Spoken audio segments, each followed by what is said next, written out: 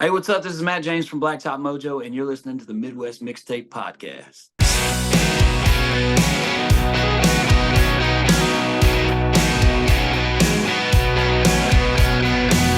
Don't change the channel, don't turn the page. We're living in the sunset of a golden age. Watch the street lights as they flicker on. Night is coming, we don't have very long. Kiss me, darling, as the light fades. Hold me close before it's too late.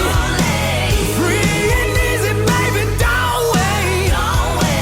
Kiss me, darling, as the light fades. Kiss me, darling, as the light fades. Going 100 with the windows down. The twilight of innocence will lose ourselves. Hi, and welcome to the Midwest Mixtape Podcast live from the Barn Studio. You got the Mox here, and I'm joined with a special guest online. We got Matt from Blacktop Mojo. Matt, how are you, man? Doing good, man. How are you? Doing really well. Just a little side note, my brother-in-law name is Matt James as well, so shout out my brother-in-law. There you go. It's a good name. It's a good name. They're passing it out. Hey, it's the buzz around Blacktop Mojo right now is real thing. We got a new album coming out, Pollen, on April 5th. So exciting time for you guys right now. Yeah, man. We're excited, man. We actually just got all the masters back today, so everything's all crispy and ready to go. So it's time, baby. Yeah, and you're getting ready to go out on a killer tour. You know, I'm and I think you are as well. I've seen a few interviews. I'm a metalhead, so going out with the legends Clutch, and then also a killer band, Native Howl as well. Clutch, Blacktop Mojo, Native Howl. You could be coming to our area May 14th at the Blue Note in Columbia, Missouri, and that's that's May 14th. Doors are at 6:30, shows at 7:30. Looking forward to having you in town. Yeah, man. Get your tickets quick, man. It's I think there's 5 shows sold out already. So No kidding. Yeah, man. We're looking forward to that one. That's gonna be a good one.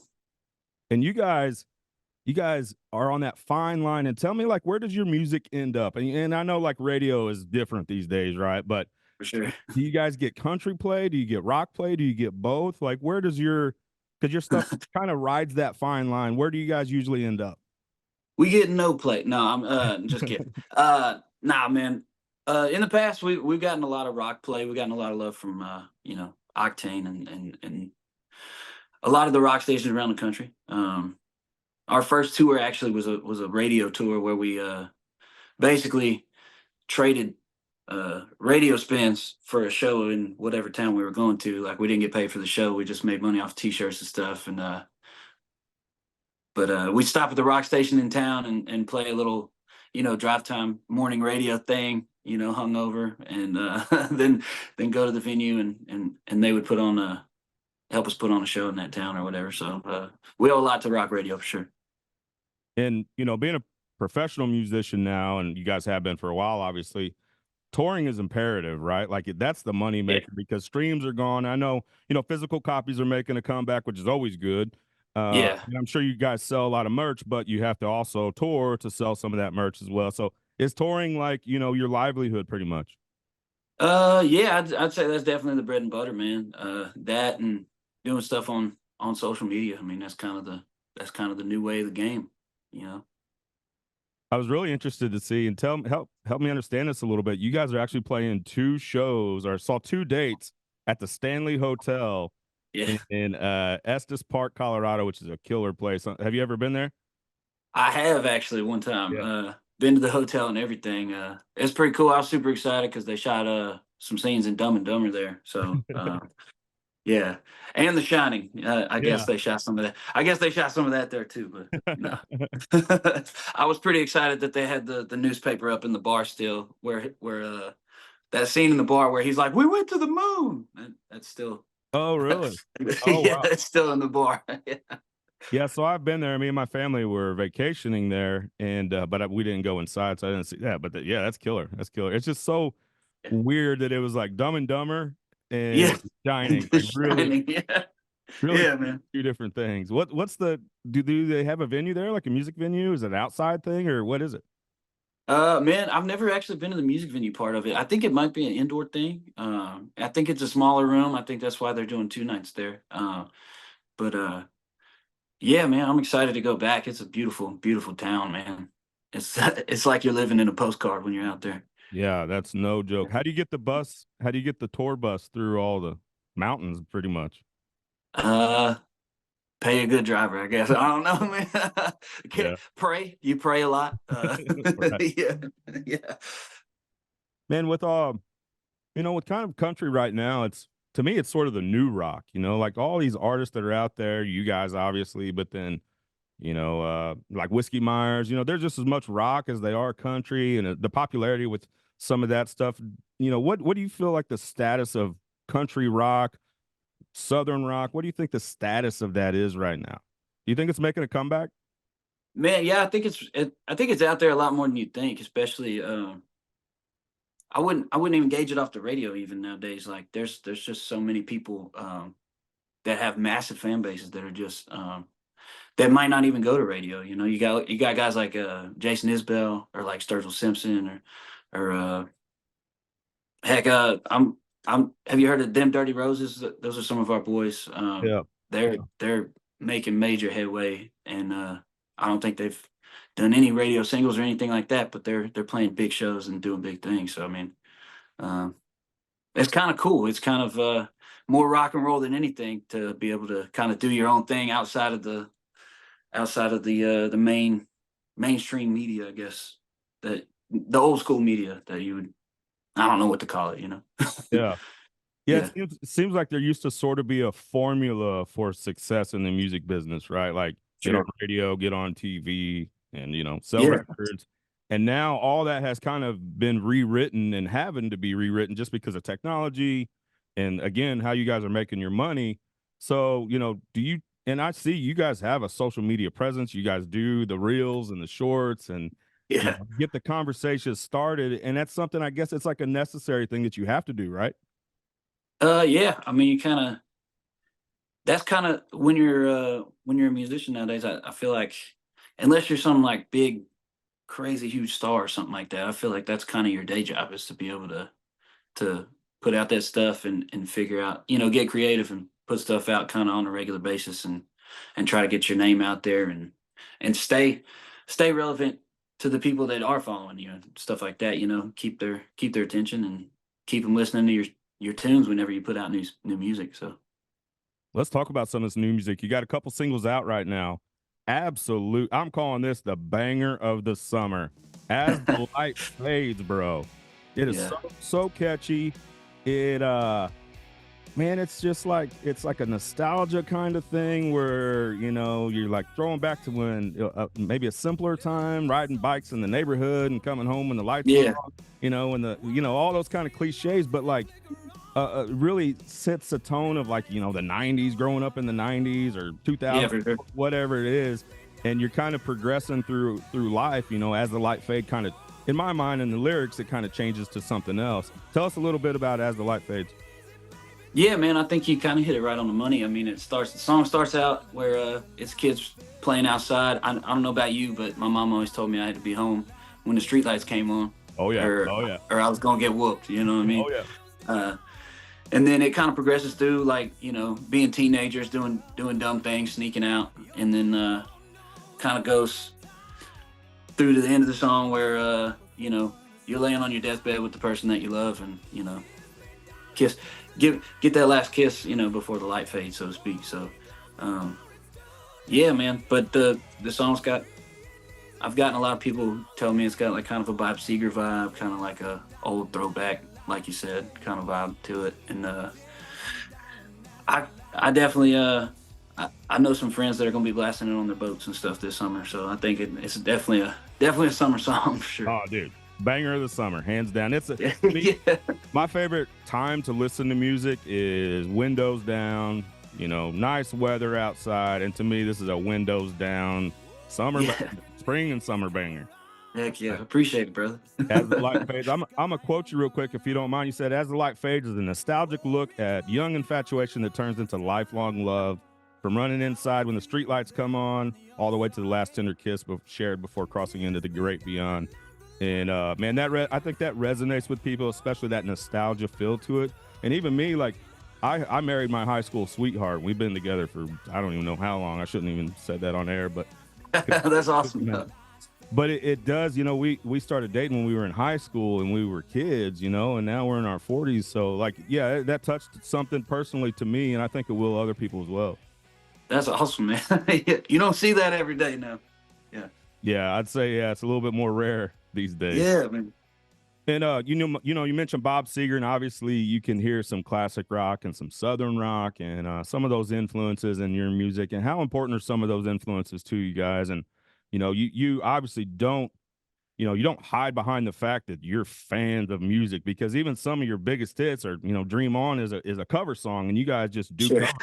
do a lot of covers where some bands like saying a cover song is like a bad word or something, where you guys seem to embrace it a little bit more.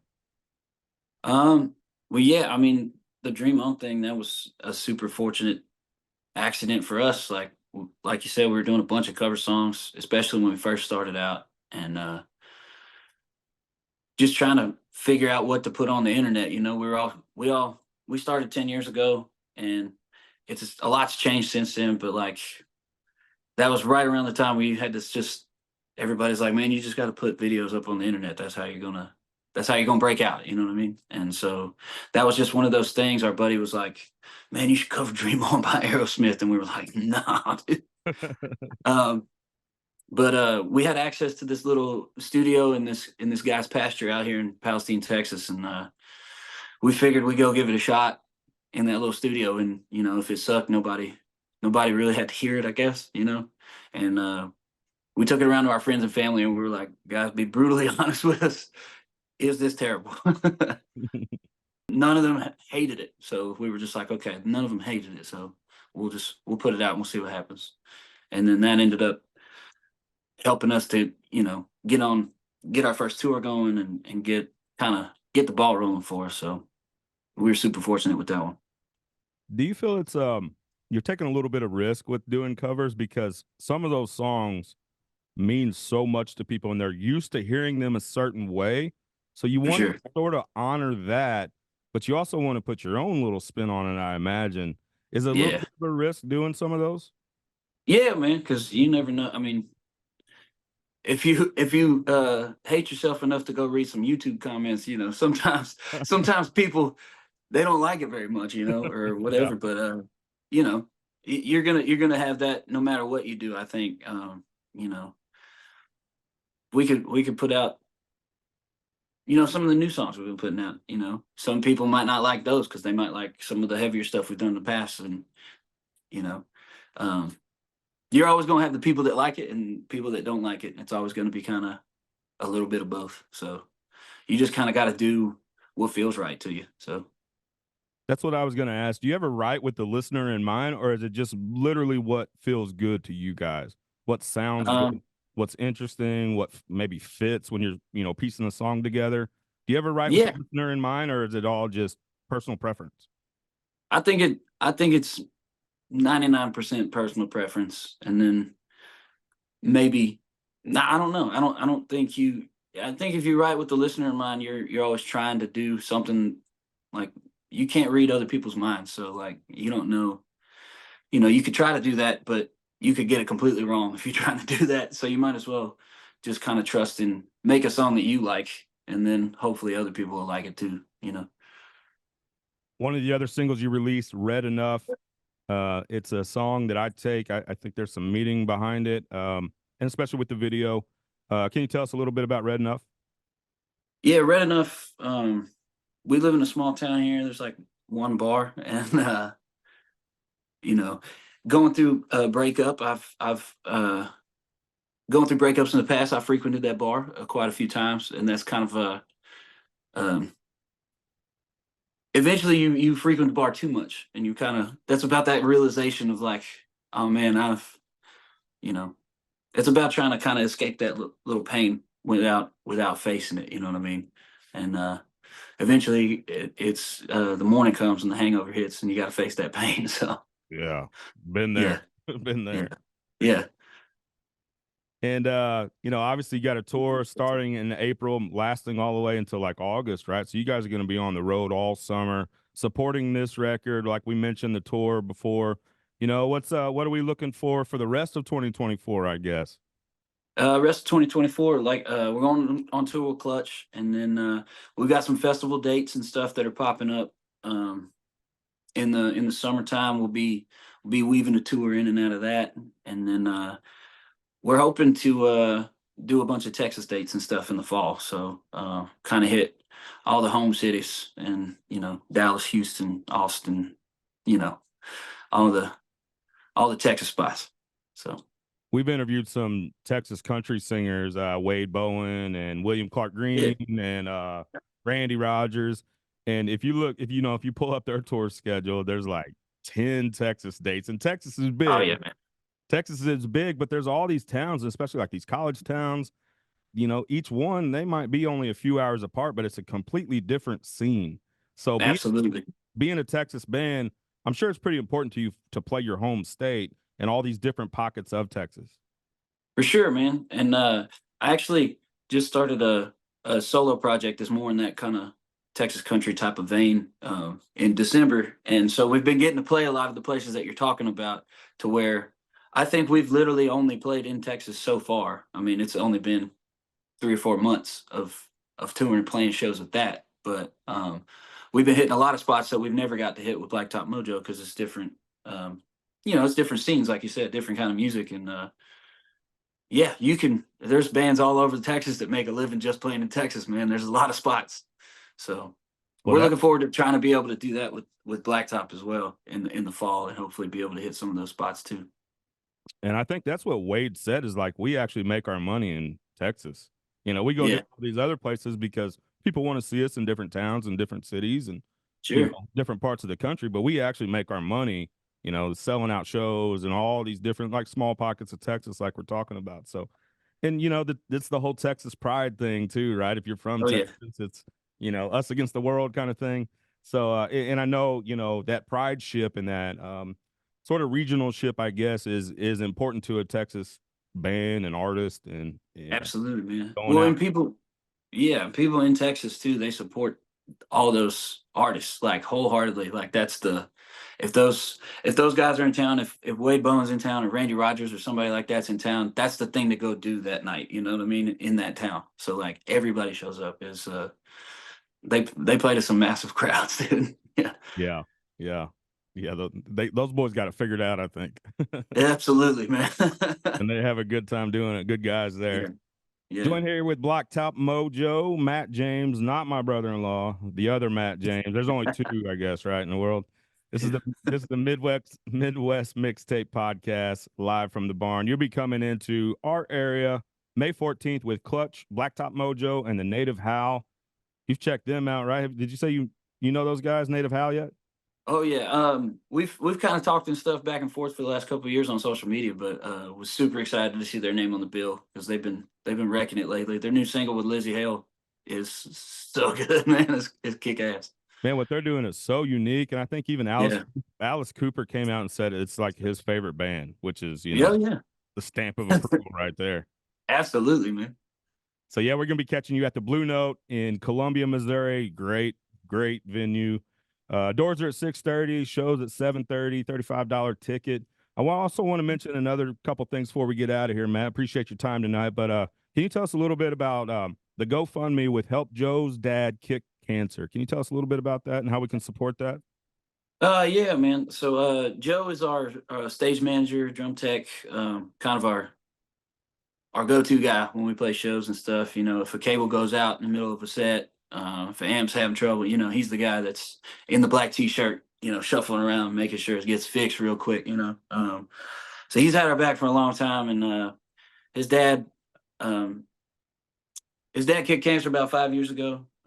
It's a rare form of cancer called malignant melanoma, if I'm not mistaken. And it recently came back this past month. So he's been having to get chemo and, do all that treatments and stuff. And as we all know, cancer is a super expensive thing to fight. And we just wanted to help his family out a little bit. There's a GoFundMe that some of his family friends started. So we just thought we'd share it on our page and show some support for our brother. And if you'd like to contribute or anything like that, you can go to Blacktop Mojo socials. It's the link's on there, and check it out.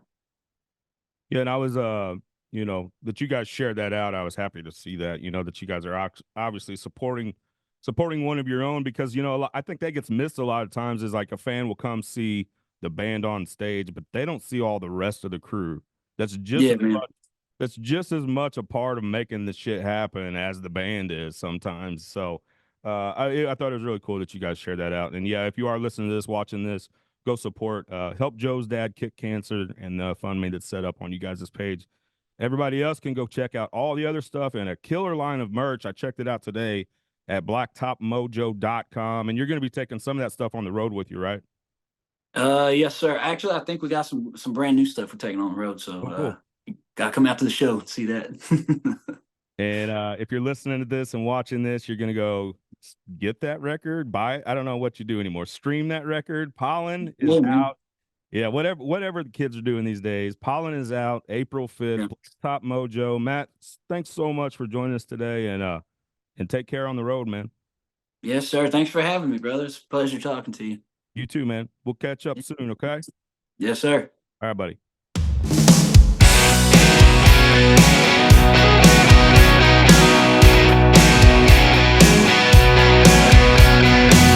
Don't change the channel, don't turn the page. We're living in the sunset of a golden age. Watch the street lights as they flicker on. Night is coming, we don't have